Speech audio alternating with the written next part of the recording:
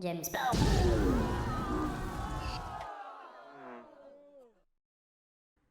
Hey guys, Jimmy here, and this is the beginner's guide. So, my uncle's an artist, and he also suffers from schizophrenia. And a long time ago, he went through an episode where he stopped taking his medication, which led him to destroy a lot of the works of art that he had in his studio in his home. And I always look back and think it would be really cool to go back and have a look at those pieces of art that he created right before he had destroyed them all.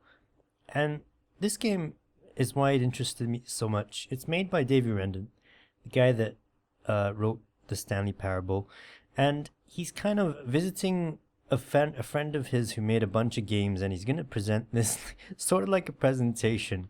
So it's really interesting in the fact that we're going to go through all these games that this guy has made, and I guess he's going to tell us about it. So let's go.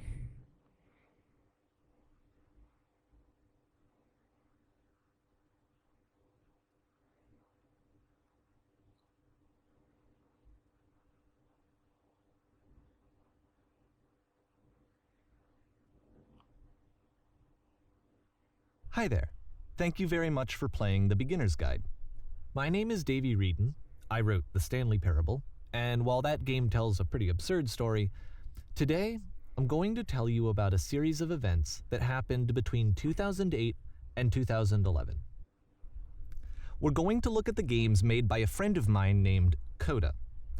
Now, these games mean a lot to me. I met Coda in early 2009 at a time when I was really struggling with some personal stuff, and his work pointed me in a very powerful direction. I found it to be a good reference point for the kinds of creative works that I wanted to make. So just to start you off, this is, I think, the first game he ever made. It's a level for Counter-Strike. You can walk around here, by the way. Oh, I like Counter-Strike. And mostly it's just Coda learning the basics of building a 3D environment. But what I like is that even though he starts from the simple aesthetic of a desert town, he then scatters these colorful abstract blobs and impossible floating crates around the level. And of course, it destroys the illusion that this actually is a desert town, and instead this level becomes a kind of calling card from its creator. It's like a reminder that this video game was constructed by a real person. And it kind of makes you wonder, what was going through his head as he was building this? This is what I like about all of Coda's games. I mean, not that they're all fascinating as games, but that they are all going to give us access to their creator. I want us to see past the games themselves. I want to get to know who this human being really is. And that's exactly what we're going to do here. So, it's 2008, Coda starts making these games, and he never releases any of them. He doesn't put them onto the internet, he just makes them and then immediately abandons them, and they sit on his computer forever. And I think he really understood this image of himself as a recluse. At one point, he jokingly renamed his computer's recycling bin to Important Games Folder. So, you know, this was just how he worked. He tended to crank them out one after the other without even really pausing to try to understand what he had just made, until suddenly one day, he just stopped. In 2011, that was it. He made his last game, and then he hasn't made another one since. And that's why I've taken this opportunity to gather all of his work together, is because I find his games powerful and interesting, and I'd like this collection to reach him, to maybe encourage him to start creating again. And if the people like you who play this also happen to find his work interesting, then I'm sure it'll just send that much stronger of a message of encouragement to Coda. Come on, Coda. So thanks for it. joining me on this. If you have a particular interpretation that I haven't mentioned here, or if you just need to get in touch, you can email me at daveyWreden@gmail.com. Sorry, I pronounced your name wrong. Okay, that's about it for Davey introduction. Wreden. Let's take a look at Coda's first proper game. It wasn't a very good level of Counter-Strike, was it? I'll show you the date that it was completed. This first one was made in November 2008. So, there's a few things that I got a few suspicions of straight away. I'm not sure. I have a strange feeling, and it's kind of a gut feeling that there is no Coda, and that these are all games by Davey Wreden. I mean, he said, oh, fucking hell. Whisper Machine status is active. This game is called Escape from Whisper, and it's one of the more generic games you'll see from Coda. Oh, can't go that way. So yeah, what was I saying? Yeah, maybe there is no Coda and these are games by Davey Wreden, because why would he have the access to his recycling You can click bin? to fire the gun. Oh, thanks. Why is there no HUD? Got infinite bullets? Security call breached. Hostile alien life forms inbound. Hostile alien life forms inbound. Holy shit, do I have a reload button? Hello? It kinda looks like this game was abandoned mid-development. For instance, you have this gun, which you'd think would indicate that there are supposed to be monsters or enemies somewhere, but then clearly there are no enemies anywhere. You can't even reload the gun when you run out of bullets. But ultimately we don't really know. Maybe Coda thought that actually it was complete the way that it is. And I think that we should talk about his games for what they are, rather than for what they're not. Alright, what is it then? Oh, this door Enemy opened. force neutralized. Begin evacuation. Enemy force neutralized. I didn't do anything. I love how you can see the bottom of the universe from this room. Oh wow, that's pretty cool. Reminds me of the game, shit, what's that game? It takes place in a spaceship and it messes your brain and you end up, you're in a kind of simulation. Alright, we need to get to like the whisper machine maybe? Is there a sprint button? Yep. Oh goodness me. Oh, not a maze. Apparently this space station has a labyrinth on it. Sure, I don't know. There's really no reason for it that I've ever been able to discern, so in the interest of time, I'm just gonna skip you on past Oh, it. thank you very much. Jesus. I didn't want to do that anyway. Okay, this is the I part love that's this, man. interesting. The game has this narrative about the whisper machine and how it has to be turned off, and then you get to the engine room. Oh, we're in the engine room. That's the engine? Hey, you there, in the engine room. You could save us all. Can I? That beam is powering the whisper machine. We could disrupt it by introducing a great enough heat signature. It's gonna be me, right? Your body can stop the beam. Sure, It's good. so much to ask, but for all of our lives, would you do it? You guys need to Could you clean your give windows. yourself- There's dirt all over your windows. Can I give myself... I mean, this door is closed, right? I guess they just want me to jump in. I don't really have a choice here. Yep, no. No, I can't. Yes, no, I can't. Yes, I can. I give my life for you. Let me pause here for a second. What you just experienced, stepping into the beam and then dying, is probably what Coda had initially intended when he was developing this level. But when he first compiles and plays it, something goes wrong. There's a bug somewhere. And this is what happens instead. Alright. What happens? Everything explodes? Oh, hello. Oh, goodbye, world.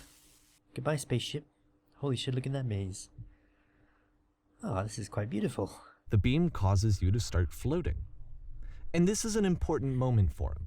Because yes, this is technically a glitch, but Coda identifies something human about it. Like how small it makes you feel in the face of this larger chaotic system. Or this floating could be the afterlife, a peaceful place, juxtaposed against all of the hysteria that you've just had to traverse. I don't even know. I have no idea what he was thinking, but what's clear is that after making this, something lodges itself in his brain. He wants to do more of these really weird and experimental designs. So he stops work on this and moves on to a stream of tiny little games that go in all sorts of directions. Let's go ahead and take a look at the first game he made after leaving this one behind. Or maybe it was just a glitch, buddy. It was early on in his development thing. Oh, I can't move. The past was behind her. Oh, Yup, in this game you can only walk backwards. oh my god. Please, no. Oh, fuck. Imagine playing a horror game where you can only go backwards. Holy shit, why is there like...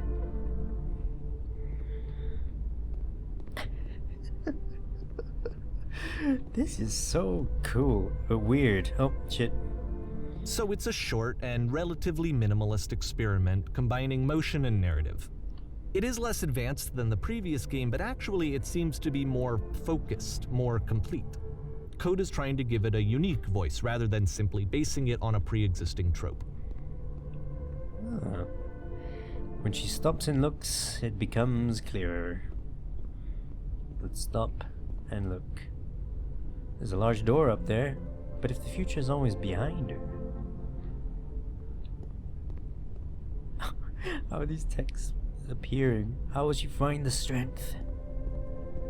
Oh, this is pretty cool. To confront it. It's a short little thought, it says what it wants to say, and then it ends. Didn't need anything more than that. Which to me is why it works, because it gets out quick. Okay, next one. That's a pretty cool game. Can see why he didn't release it though. Oh no. Don't tell me Coda made scary games, please. I can't even go, I can't go backwards. You are now entering. God, that's a creepy looking sign. Alright, what am I entering? Parallel universe? The Twilight Zone? And that's it. Okay, the meaning of this game won't be clear just yet. Please be patient with me for a few more games, and I promise you'll see what makes it interesting. I'll be patient. Don't worry. I got plenty of time. I got all the time in the world. Nonsense. Oftentimes, Coda would put direction. bizarre titles like this one at the start of his games. Whoa. Well, it started me looking up I wish there. I'd known him at the time that he was making these early games. He would really only talk to me about his work as he was making it. Once he stopped work on a game, like, that was it. It was dead to him. And I don't agree with that at all, but what are you gonna do? Hey man, it's like an artist, I guess, just scribbling or sketching in the notepad and just keeping it in a drawer. Same kind of thing, really, I guess. Just making all kinds of weird games. I wonder how he got access to it. I guess he asked Coda for, like, the games. Oh. That's not a good sound. Oh dear. Once you've been slowed to an absolute crawl, the door at the top of the stairs opens. Oh. So why, if Coda's not showing these games to anyone, why bother opening the door at all? Well, to show you, I'm modifying the game here so that when you press enter, it'll bring you back up to full speed so you can enter the door for yourself. Holy shit, what's gonna be in the door? We're entering Coda's mind right now. Stand on X staring at a bear for 3 hours. The game where you collect items. Oh. You start in a small room until you realize you can just walk through the walls. You are a gate. A room that's warm and nice and filled with little ideas for games. A game of only posters and concept art showing what the game is intended to be. Coda would often tell me that he didn't mind if people thought of him as cold or distant. He said that he knew that he was actually a vibrant and compassionate person, but that it takes time to really see that. It can be a very slow climb to get there. Huh. And so he's making all these games for himself as well. So I guess he feels like no one's gonna see them. Oh, I wanted to read all of them, man. Oh well. Ready, set, fish. Oh dear. This room is... outside is not creepy, but this is like wood and stone walls. It just spells creepy to me for some reason. This looks more like Half-Life though. Yeah, another thing is that the first level he made was like a map for Counter-Strike. Like Davey Wreden, I think, because the Stanley Parable was a source mod, or it was a mod for Half-Life. Well, Oh, this is shit. new for Coda. It's an actual puzzle. Go ahead and see if you can solve it. There's smoke coming out of the door? Oh, here we go. Oh, I thought it was just gonna be like the Antechamber thing. Have you played Antechamber? It's another game that kind of like messes with your preconceived notions of games. So there's a bit in Antechamber where there's no way to go, and then it's just like a wall, and then you realize you can go in the wall, and you can continue going in the wall all the way to solve the puzzle. This door closes really slowly. I wonder if I can...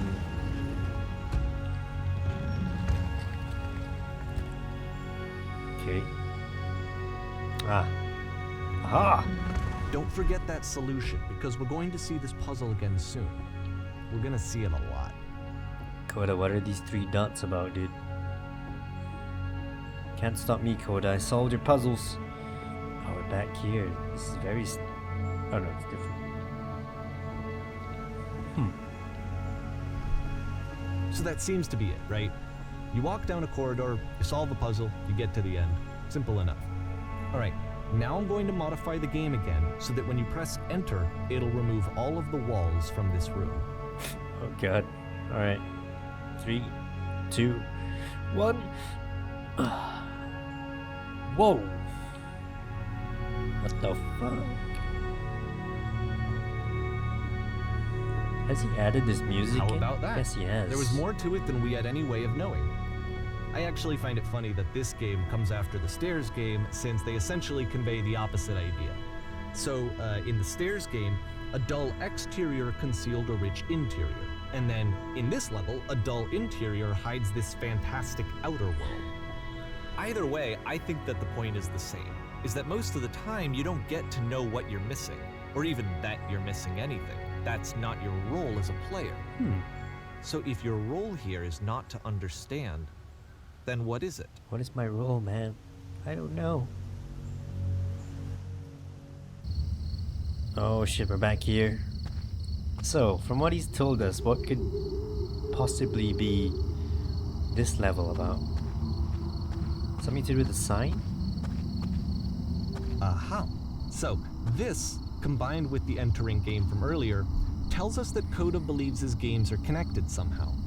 It could even be that the Stairs game and the puzzle game are literally connected in between this and the entering game. There's a bigger picture that all of his games are meant to play a role in. Some larger meaning that we won't be able to grasp until we've seen all of them. Oh man. And once we have, we can step back and start to understand what exactly that bigger picture is. So he's still not gonna tell me what that means.